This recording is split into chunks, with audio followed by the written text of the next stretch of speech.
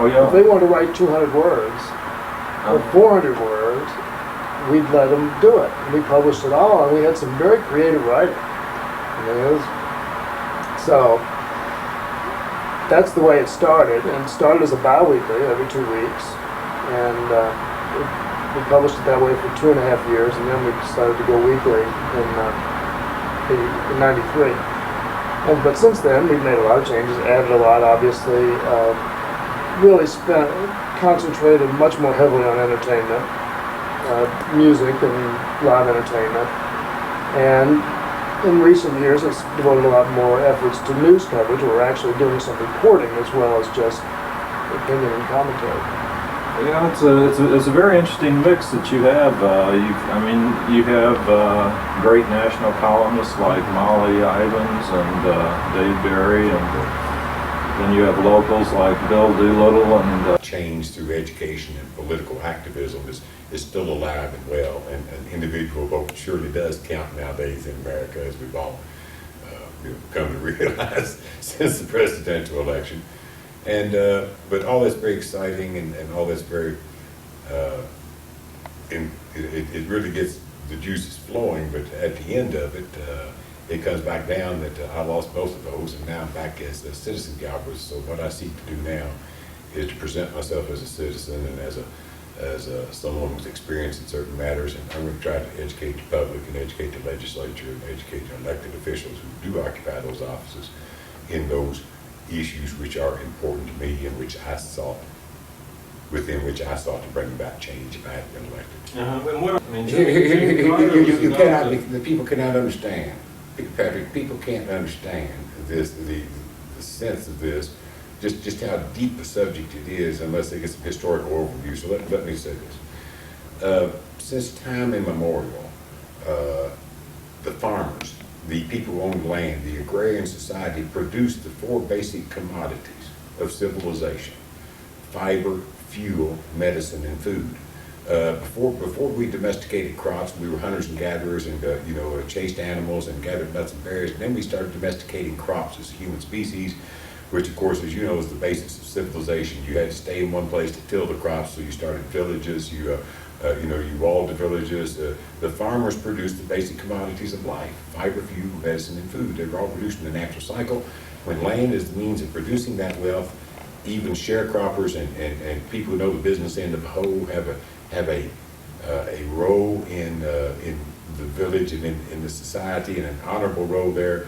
But the people who produce that, the crops flow up through the villages, into the towns, into the major cities, and the money that it generates flows back down through the towns, back into the villages, back out to the landlord. And land as a wealth-producing mechanism is a very diffuse mechanism. I mean, everybody shares in it, okay? So let's say 125 years ago, the farmer produced all the fiber, all the fuel, all the medicine, and all the food. And by virtue to the government, only limited powers. The Constitution of the United States is not a limit upon the people, it's a limit upon government.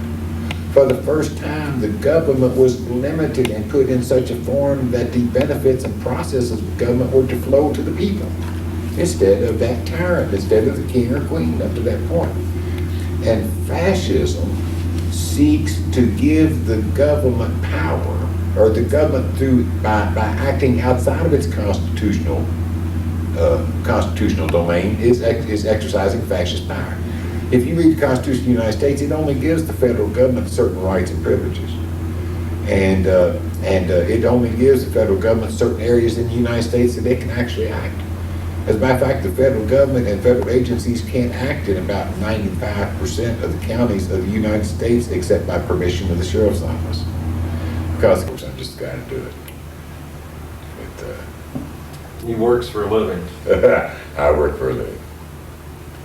It's a great profession, though, Patrick. I mean, I really, I'm so proud to be an attorney. I just, I know they take a lot of hits and a lot of licks, but those are just the headliners.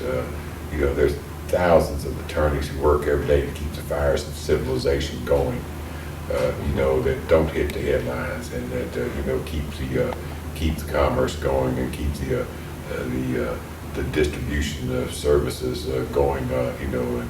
And there's just a lot of them who tend a lot of the basic common needs of civilization that you just don't think about. It's only the few capture the headlines and do the monumentally stupid things that that bring down the ire on a lot of otherwise decent folks out there making a living. Yeah. But Presence at the legislature, state legislature, trying to educate them on these really complicated issues. And Don is a social scientist. I have a master's in public health. Other members of our board are physicians, attorneys, and other people who have different perspectives on how we're trying to deal with the drug problems in America and in Hawaii specifically. Does say no approach definitely isn't working. So these are some of our concerns. And on a proactive level, we're interested. Hawaii was the first state to pass a needle exchange legislation to prevent the spread of HIV. So we're very supportive of that legislation. And lately in our legislature, they've introduced bills to permit the use, the medical use of marijuana. This is, I realize, a hot topic everywhere, or in the western U.S. particularly. So it's a little bit of a vague definition, but I guess it is. It's really affected our state very badly, and it's contributing substantially to spousal abuse and other kinds of domestic violence. And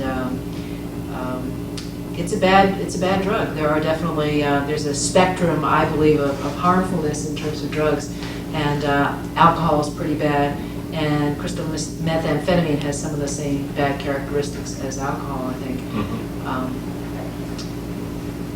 Use of what we call ice. It's called ice here because it's a smokable form of crystal meth. And so when the authorities began to crack down on marijuana growing, Hawaii used to be known as a big marijuana producing state. When they began to crack down on this and the price of marijuana became very high, a lot of people just turned to smoking ice.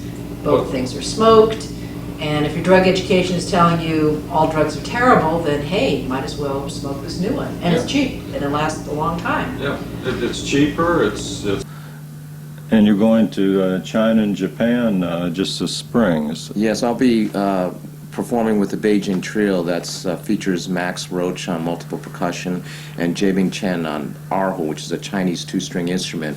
And as part of the Sister City tour, which is supported by the State Department and also other corporate sponsorship.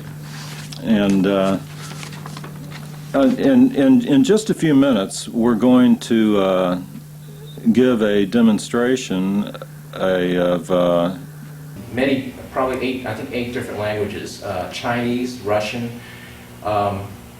He also saw the universality of folk music as the purest form of human expression. Mei-Lan Fong, to improve his singing, he studied Italian bel canto and African singing. He also visited Egypt. And Mei-Lan Fong was probably the first, he was an innovator of the Dan form, which was the female roles. So sorry, and the two flowers is one your American heritage, if you will, and your Chinese heritage coming together as one.